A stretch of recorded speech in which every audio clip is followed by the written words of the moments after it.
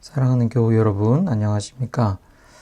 오늘은 2022년 예수와 함께 사순절 묵상 7번째 시간입니다.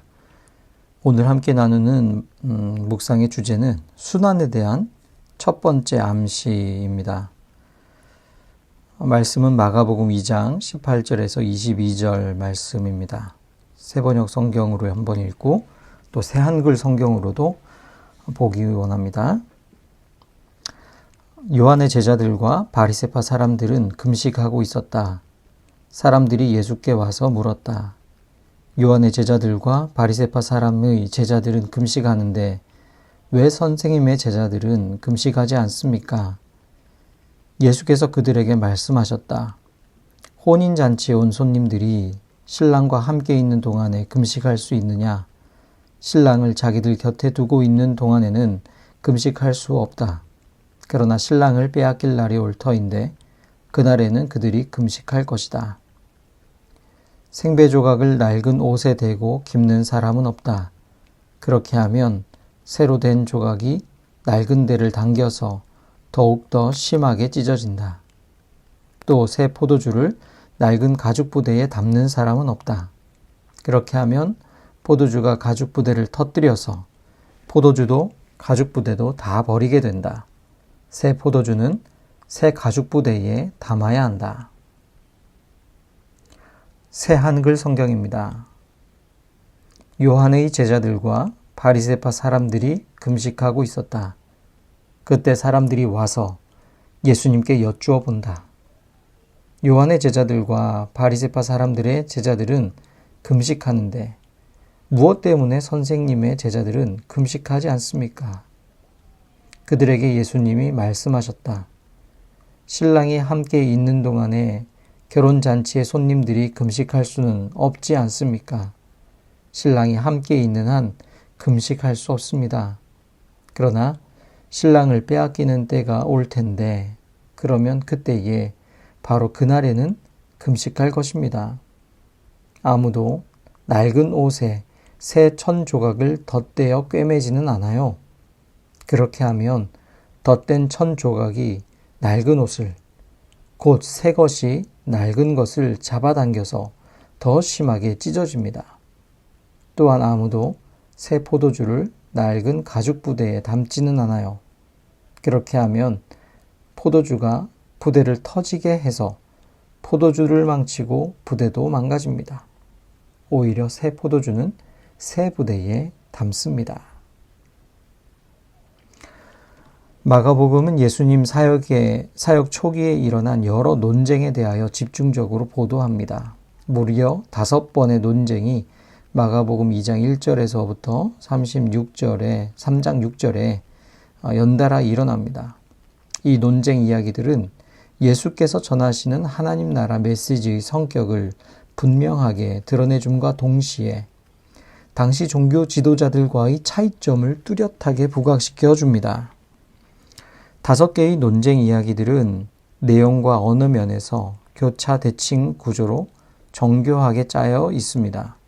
보통 이런 식의 구성에서 가장 중심이 되는 메시지는 가운데에 위치하게 되는데 오늘의 본문이 바로 세 번째, 즉 한가운데에 위치한 금식 논쟁 이야기입니다. 중심이 되는 메시지는 의심의 여지 없이 새 포도주를 낡은 가죽 부대에 담을 수 없다는 선언입니다. 예수께서 전하시는 하나님 나라의 전복적이며 급진적인 성격은 기존의 낡은 전통과 법칙으로는 감당할 수 없다는 것입니다. 그리고 바로 이 이야기의 한복판에서 우리는 순환에 대한 예수님의 암시를 읽게 됩니다. 왜 당신의 제자들은 금식하지 않느냐는 공격적인 질문에 예수님은 자신을 신랑에 비유하시며 신랑과 함께 있을 때는 혼인잔치의 손님들이 금식할 수 없다는 말로 응수하십니다. 하나님의 나라가 선포되고 확장되는 지금은 탄식과 금식의 때가 아니라 은혜와 기쁨의 때라는 것입니다.